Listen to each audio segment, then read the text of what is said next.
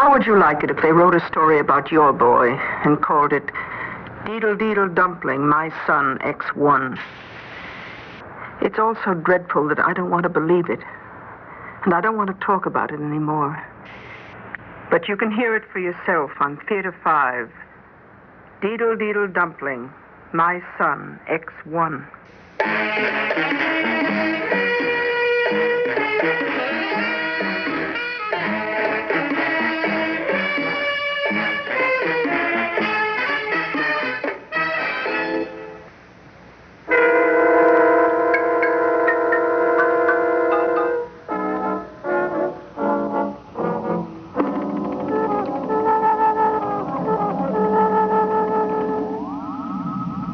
It was the faint hum of the blue-green glow that first drew me to the baby's room that night.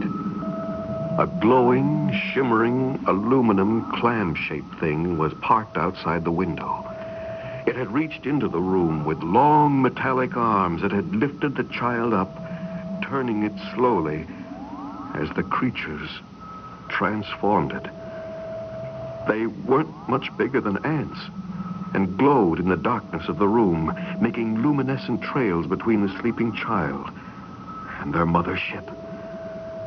And I could see it was already too late. I could see the spidery glimmer of aluminum framework, the glint of chrome motors and gears, and the electronic tangle of wires and work lights winking inside the child's body. During the night, they had transformed my sleeping son into a complex machine, a space station hidden under human form. And it was then I started screaming. It was then they said that I had lost my mind.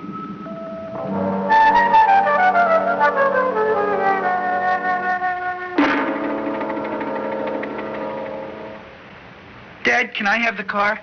Now, Johnny? It's almost midnight. I know. Are you finished with your homework, son? Yes, Mother. Well, what do you want the car for at this hour? To get a hamburger. Get a hamburger? If you're hungry, why don't you get something to eat from the kitchen? Well, it isn't just that. What is it, son? Well, all the kids decided to meet at the Cozy Corner for a hamburger after we got our studying done. At midnight? Yeah, we thought it would be fun to do after we got through studying. Well, the Cozy Corner's way out on the other side of town. I know. That's why I need the car. I'm afraid not, son. What? I said I'm afraid not. But why not? Well, the other kids are going to be there. Their dads are going to let them take their cars. Well, I don't care what the other kids' fathers are going to do. I don't feel that letting a 17-year-old boy drive all the way across town at midnight for a hamburger is a reasonable request. Especially when tomorrow's a school day, and especially not on the spur of the moment like this. But all the other kids are going to be there. Well, you're going to have to resign yourself to the fact that all the other kids are going to be a lot of places that you're not going to be. Oh, Mother. John, I don't think it would hurt. Just this once. Well, the other kids will be there. I don't care what all the other kids are doing. Paul, I think it's important that John be with the other children as much as possible. Well, so do I.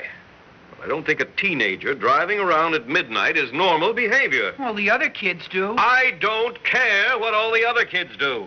I don't think Johnny's request is unreasonable. I do. Whatever you may think, I believe you have to deal with it in a rational manner. I am being rational. And stop raising your voice. I am not raising my voice. Oh, please, Dad. No, no, no. How many times do I have to say it before the word becomes clear around here? What's that? What's what? Don't you hear it? Hear what? I don't hear anything. Paul, sit down. You look as white as a sheet. Dad, can I have the car tonight? Yes. Yes, go on, take it. I won't be using it. Thanks, Dad. I'll be back before 1.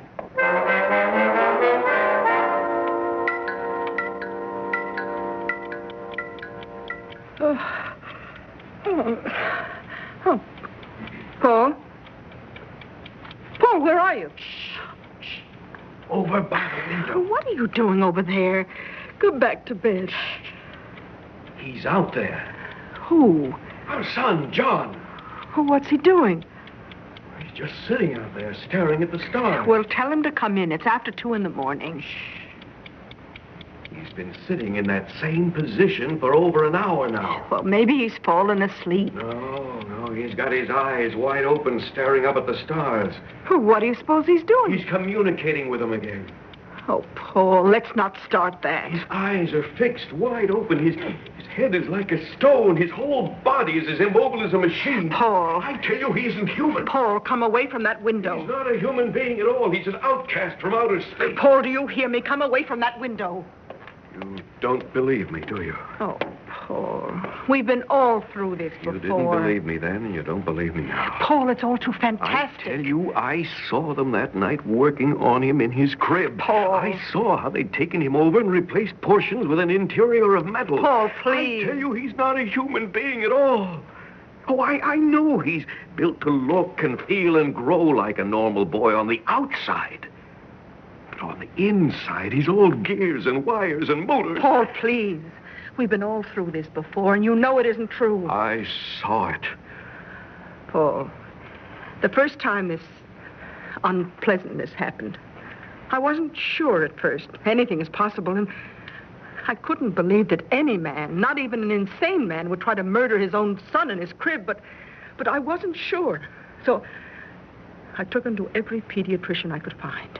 He was tested by specialists. He was x-rayed, electroencephalographed. His blood was tested. He was measured by anthropologists and psychologists. He was found normal in every way. You read the reports, you know it. Not a trace of metal was found. Not a wire, not an impurity, not a foreign substance of any kind. Even his chemical balance was perfect. Johnny was just a normal, healthy baby. And now he's grown into a normal, healthy boy. What would you say if I told you that right now, right this very minute, he's sitting in the car with his head thrown back, his eyes fixed on the stars, and that right this very minute, there are 2 blue-green rays of light coming from his eyes, probing the sky. Now, Paul. Don't take my word for it. Come to the window and see for yourself. Paul, please. Come on, right now. Oh, don't pull at me. Oh, all right. There now. See? Look for yourself. There's nothing out there. What? The car's not even there. It's parked in the garage. How could it be? We would have heard the motor start, the car door slam. Paul, I think it's time we sat down and had a talk. His room. What? His room. He couldn't possibly be in bed yet. Oh, Paul, that's insane. Come on. Paul, don't do this. This is time. Here. You see, I told you. Sleeping? You wait here. I'm going to cover him up. How could he get here? Nobody could move that fast. Keep your voice down. Come on. We have to leave him alone. Now, you and I have got to sit down quietly and discuss this thing. But I saw him outside. That's impossible. I saw him outside in the car, Martha. I swear that I honestly saw him. How could he possibly get the car into the garage without our hearing him and upstairs into bed instantly? I don't know. I suppose you're going to say it's because he isn't human? Because he's really some kind of advanced space mechanism of some kind? Yes? Paul, look, suppose everything you say is true. Suppose he really is nothing but a shell housing a space station with little creatures inside. What would be the harm in that? He's not hurting anybody. Because the beings who took him over are hostile. They're going to invade us. If they can take him over, they can do it to anybody. Oh, Paul. Darling, I love you. I love you very much, but I can't afford to let this happen again. There's nothing wrong with Johnny. The last time you started talking like this, you tried to kill him in his crib. I don't want either of you hurt. There is nothing wrong with Johnny. But if I hear you mention or even suggest anything like this again, I'll have you committed again. Do you understand? Yes, Martha.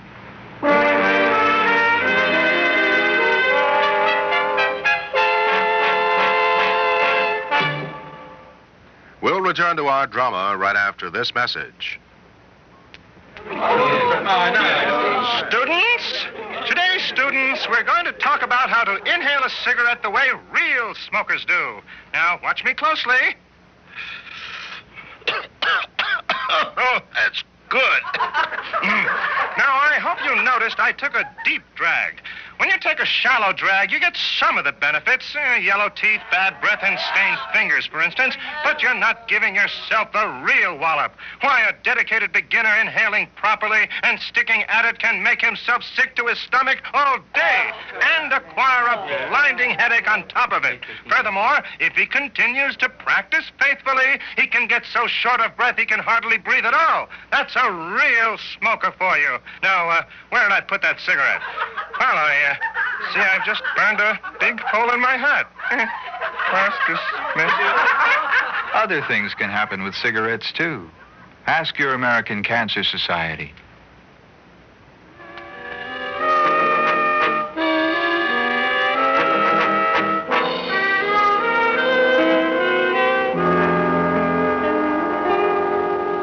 Good morning, dear. You're late. You won't have time for breakfast. It's all right. All I want is a cup of coffee this morning. Hey, Dad, you gonna have time to drive me to school? Drive you to school? It's only 10 blocks. Why can't you walk? When I was your age, I know. You used to walk 3 miles to school both ways. Young man, I will not tolerate rudeness. Paul, John didn't mean it the way it sounded, did you, John? No, Mother. Johnny knows it's out of your way to take him to school, but he's late this morning. If he got up earlier, he wouldn't be late. Paul. I'm sorry. Gee, if I had a car of my own, it wouldn't be any problem at all. Well, now that's strictly out of the question.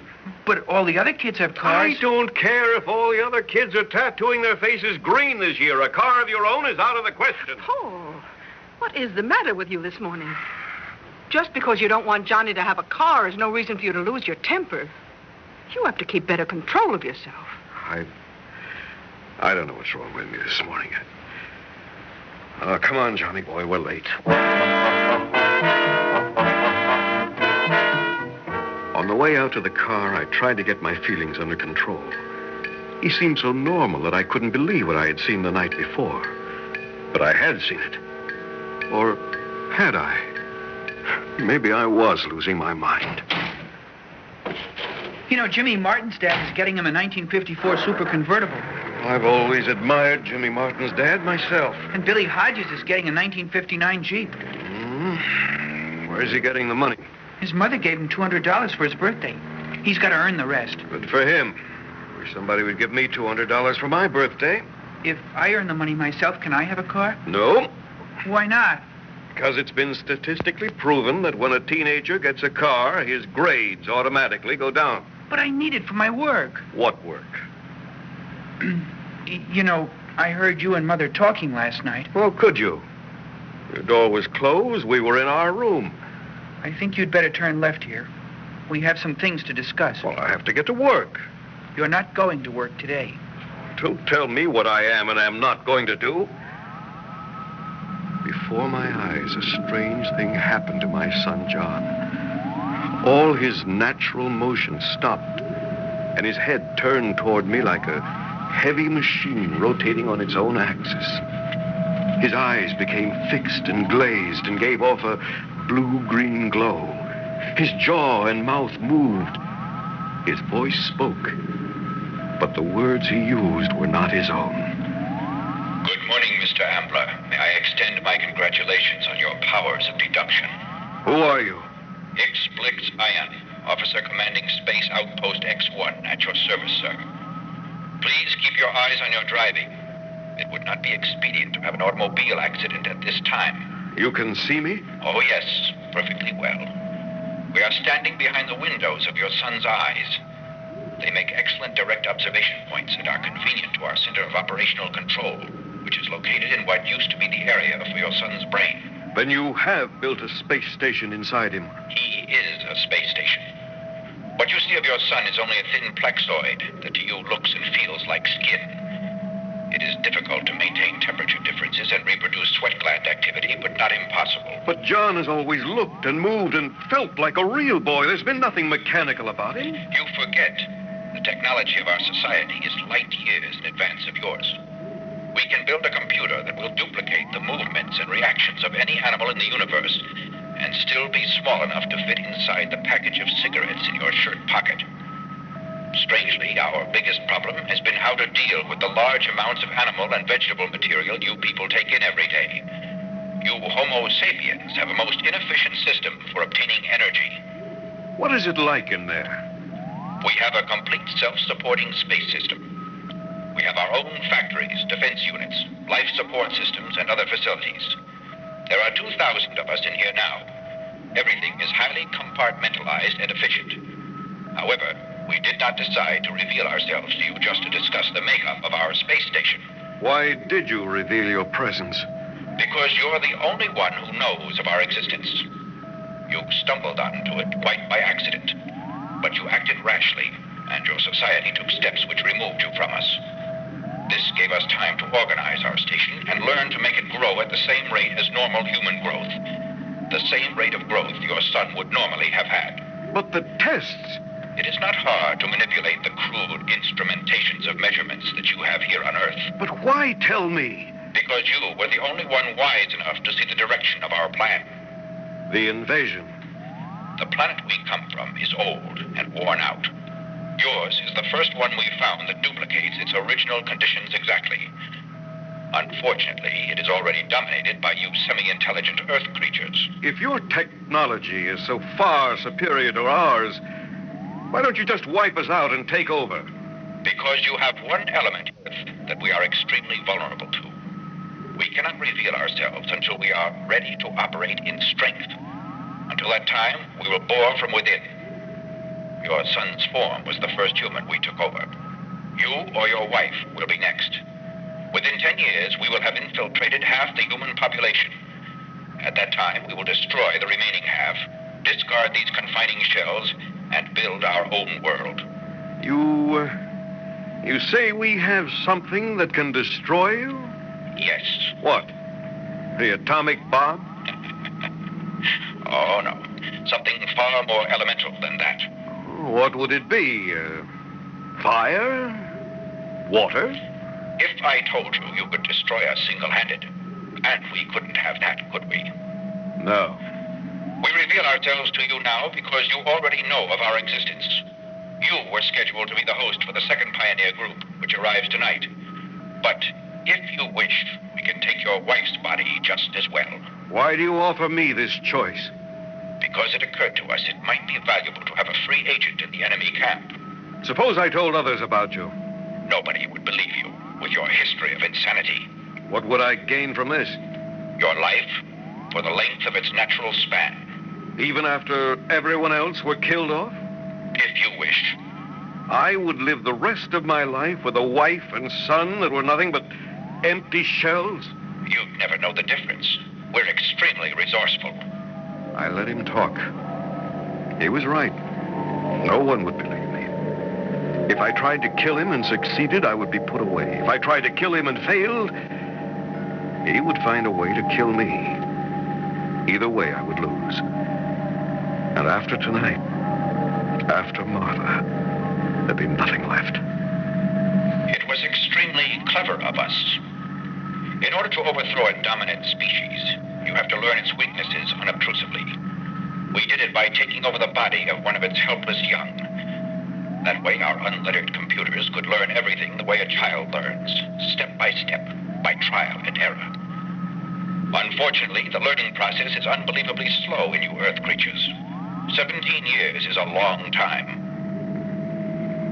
I thought you might like to go for a ride.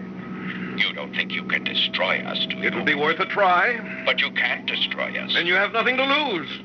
But what are you going to do? See that gasoline truck ahead? Gasoline? We're going to ram it. Head on. No. Goodbye, X1. No.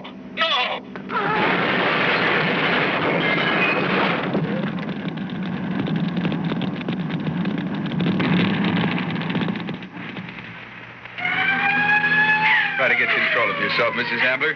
We'll be there in a few minutes. Consider yourself lucky to have one of them survive that crash. Yes, but is he all right?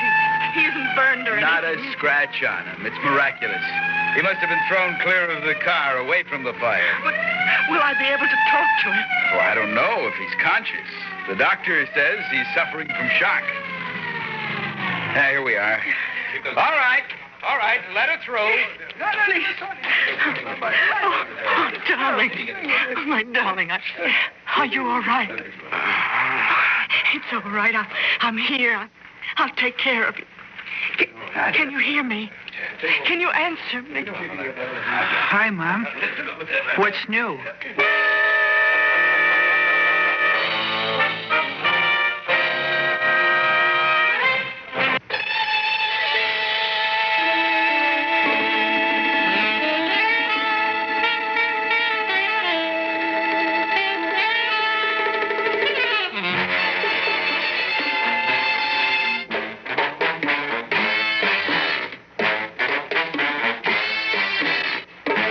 Theater 5 has presented Deedle Deedle Dumpling, My Son X1, written by George Bamber and directed by Warren Somerville. In the cast, Bryna Rayburn, William Griffiths, William Mason, and Peter Fernandez. Audio engineers Neil Pultz and Marty Folia. Sound technician Ed Blaney. Script editor Jack C. Wilson. Original music by Alexander Vlastotsenko. Orchestra under the direction of Glenn Osser.